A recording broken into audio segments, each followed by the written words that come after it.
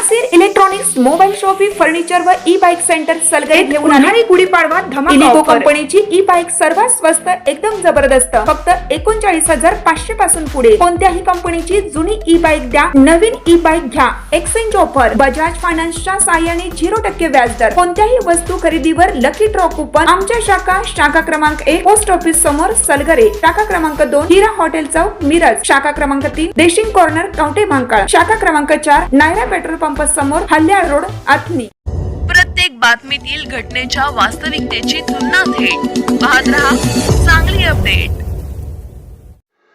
गावाला जाण्यासाठी पैसे न दिल्याच्या रागातून वडिलांचा खून करणाऱ्या मुलास आजन्म कारावासाची शिक्षा सुनावण्यात आली। तसेच 10,000 रुपये दंड व दंड नाही दिल्यास 6 महिने सक्षम कारावासाची शिक्षा सांगली येथील तदर्थ जिल्हा व सत्र न्यायाधीश श्रीमती MS काकडे यांनी सुनावली। या कामी सरकार पक्षातर्फे अतिरिक्त सरकारी अभियोक्ता श्रीमती मेघा प्रवीण पाटील यांनी काम पाहिले।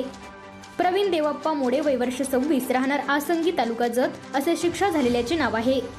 फिर्यादी व आरोपी हे नात्याने आई मुलगा असून मयत हे आरोपीचे वडील आहेत। प्रवीण यास बाहेरगावी जाण्यासाठी त्याला यातील मयत देवाप्पा खिराप्पा मोडे वय वर्ष 55 यांनी पैसे न दिल्याचा राग मनात धरून त्याने देवाप्पा खिराप्पा मोडे यांच्या छातीवर डाव्या बाजूस व डाव्या बरगडीवर तसेच लाकडी दांडक्याने डोक्यात मारहाण करून गंभीर जखमी करून त्यांचा खून केला होता।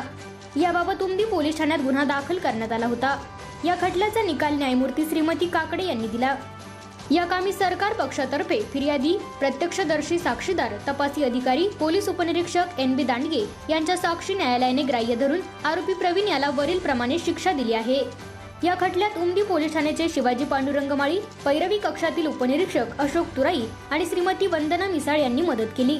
त्याचप्रमाणे सांगली जिल्हा न्यायालयाचे पैरवी कक्षातील इतर पोलिसांचे सहकार्य मिळाले।